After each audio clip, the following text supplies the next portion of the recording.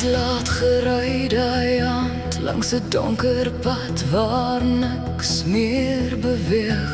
Toe sien ek ligte in die verte brand in 'n ou huis tussen die bome. Hulle het my ingenooi vir aandete met glimlagte en oop hande. Die tafel was vol kos en wyn, maar iets het nie reg gevoel nie. Hulle het almal na my gekyk, asof hulle my al lank verwag. Hulle wag nog daar vir jou, in daai ou huis langs die pad. Hulle drink nog wyn en praat nog sag, asof tyd nooit verander het nie. Maar die mense in daai huis is lank al dood, vasgevang tussen die mure en tyd en as. Hulle jou eers daarin kry, kom jy nooit daaruit. Die musiek het stadig harder geraak en die ligte het vreemd begin beweeg.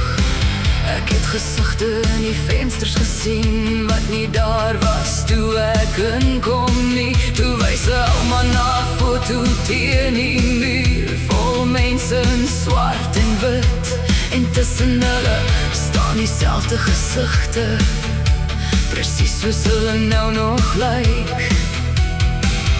Toe besef ek skielik, niemand hier leef meer nie. Hulle wag nog daar net vir jou, in daai ou huis langs die pad.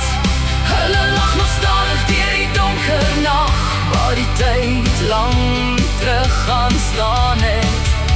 Die mense in daai huis het nooit weggegaan nie. Hulle bly nog tussen die skadu's en lig en as. Hulle jou naam begin ken, los hulle jou nooit weer nie. Die gange word langer in die nag, en elke deur lyk dieselfde. Mens hoor voetstappe agter jou loop, maar niemand is ooit daar nie. Ek het probeer uitgaan, maar die voordeur het toegewaai. Uit die eetkamer roep hulle my, waar hulle nog staan en wag vir my. Hulle wag nog daar elke aand, met ou wyn en koue hande. Hulle was nog op die maat van die musiek, onder ligte wat nooit afgaan nie.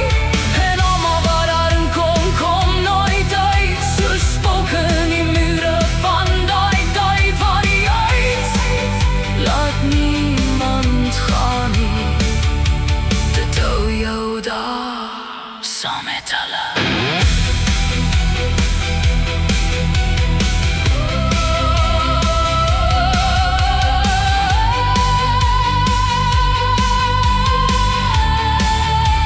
En elke aand was ek saam op die maat van die musiek. Ek weet nie meer wat die tyd is nie.